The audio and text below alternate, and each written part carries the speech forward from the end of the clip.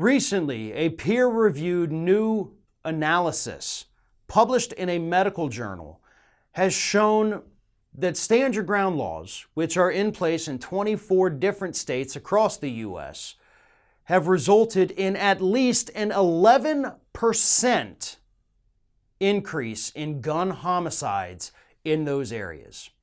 Now, when I say at least, what I really mean is an average of 11% increase, right? Wrong word, but average of 11%.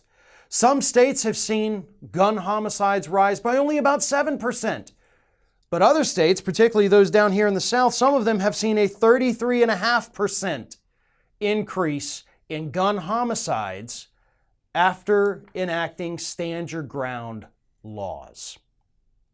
Florida, of course, was the very first state in this country to put a stand your ground law in place in 2005. And yes, every single year since that law has been in place, we have seen gun deaths increase in the state. It soon began to spread throughout the South, then it made its way to other parts of the country, always, of course, Republican-controlled states.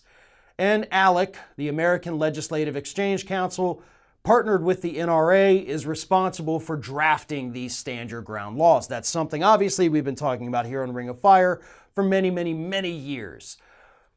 But it wasn't until now that we really understood how many more deaths these laws have created.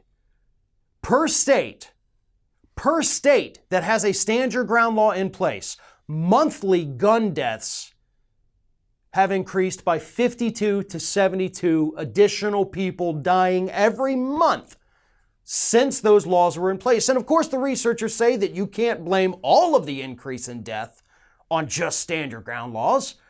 Right? There's other factors at play too, but certainly you can look at the correlation they tell us and see that when the law was enacted, that's when the uptick occurred. So they do believe that they have causation here.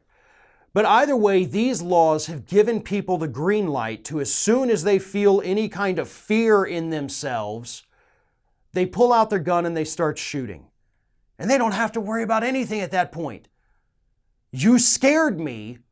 I'm going to kill you. A person I went to high school with. Actually, this also happened like about 3 blocks from where I live. He had been overseas. And this is maybe about 2 years ago. Anyway, he had been overseas and he came back early to surprise the family. The family was all going to meet at his father-in-law's house. So in order to surprise the family, this guy, again, my age, goes around the back of the house because he's going to sneak in through the back door, and it's dark. Well, the father-in-law heard something, heard him go through the bushes, and he's going to jump out and surprise them. Before he can jump out and surprise them, the father-in-law shot him dead because he thought he was an intruder. And of course, stand your ground. Father-in-law was scared, no charges filed, and that man is now dead. His kids lost their dad because granddad shot their dad. All because dad wanted to surprise them. That's just one of thousands of stories. And I tell that one because obviously it is figuratively and quite literally close to home for me. But that's what these stand your ground laws do.